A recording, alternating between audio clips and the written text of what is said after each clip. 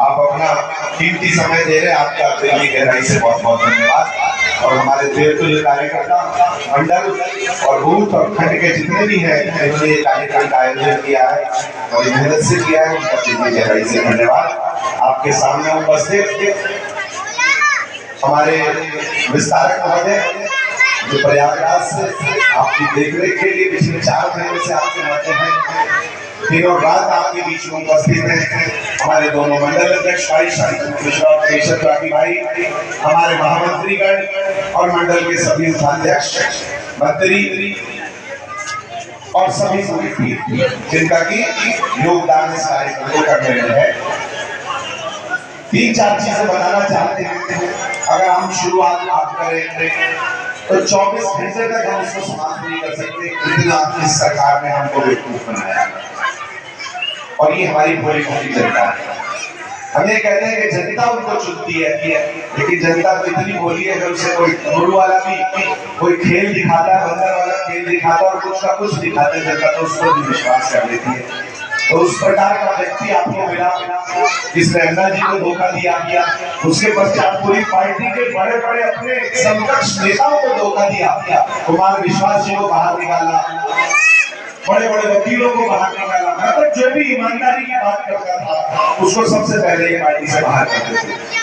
तो बची इनके पास क्या, कम से कम 50% इनके विधायक बेल पर जेल गए और फिर उससे बाद जेल मिली और कारण वही था, कोई दुराचार में, कोई 2 नंबर के काम में, कोई तेल बेच रहा है, कोई पानी बेच रहा है, कोई हमारे ऐसे ऐसे लोग मिले फर्जी डिग्रियों के साथ, फर्जी कारोबारों के साथ, जिन पर बहुत सारे लोगों की हत्याओं का इल्जाम है, बड़े बड़े माफियाओं से सुपारी लेने का इल्जाम है।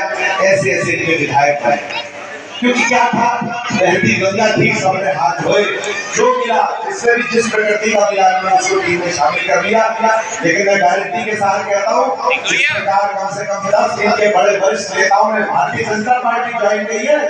ये वो जहाज है जो डूब रहा है और इसमें से चूहे की भांति सब विधायक निकल कर भाग रहे हैं और जो खुद नहीं निकल रहे उन्हें केजरीवाल इंक्लूडिंग मनीष सिसोदिया उनकी सीट बदल रहे हैं, क्योंकि उन्हें पता है कि अगर ये क्षेत्र में जाएंगे तो जनता जूतों से इनका स्वागत करेगी।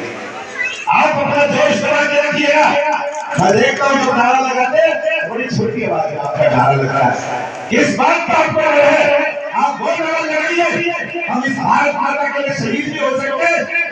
एक है तो सेफ है और एक है सेफ है, यार ये हिंदुत्व के लिए लगाया गया, ये सनातन के लिए लगाया गया।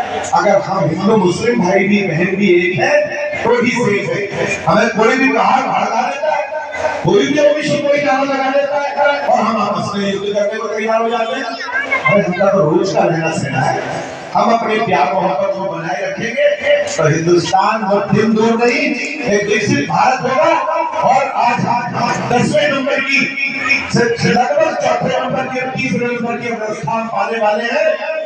ट्रिलियन इकोनॉमी की तरफ बढ़ रहे, ऐसे नहीं है, उसमें हिंदू मुस्लिम सिख ईसाई सबका योगदान है। अगर हम अपने इस स्तर पर समझेंगे तो वो दिन दूर नहीं कि सिर्फ पुष्टिकरण के लिए हमने केजरीवाल को वोट दे दिया। मान लिया वो 2-4 की बात कर देता है तो हमने उसको वोट दे दिया, नहीं, अगर वो सही काम करता है तभी हम उसको वोट देंगे। मुझे लगता है कि आपका पूरी जनता इस क्षेत्र में जिस प्रकार से मुझे बताया कि अगर आधा घंटा बारिश हो जाए तो घुटनों के बाद यहाँ से निकला नहीं जाता, अगर पानी बढ़ता तो मुझे लगता है पूरे शांति की स्थिति होगी। आप ऐसी सरकार को कब से झेल रहे हैं? 31 वर्ष हो गए। 93 में एक सरकार थी, उसके बाद से 30 वर्ष आपने इस तरीके से गुजार दी और आज भी ऐसी आपके क्षेत्र में स्थिति है। आपको सोचना होगा और ये शासन बदलना होगा और एक बार इस भारतीय जनता पार्टी को आपको मौका देना पड़ेगा, क्योंकि इस भारतीय जनता पार्टी का नेतृत्व कोई परिवार नहीं करता कि मेरा बाबा था, परबाबा था, फिर उसके बाद बेटा था, फिर पोता होगा और फिर पोते की अगली पीढ़ी तैयार हो रही है और लग रहा राहुल नहीं लॉन्च हो रहे तो प्रियंका के लॉन्च करके देखते। ये ऐसा नहीं चलेगा।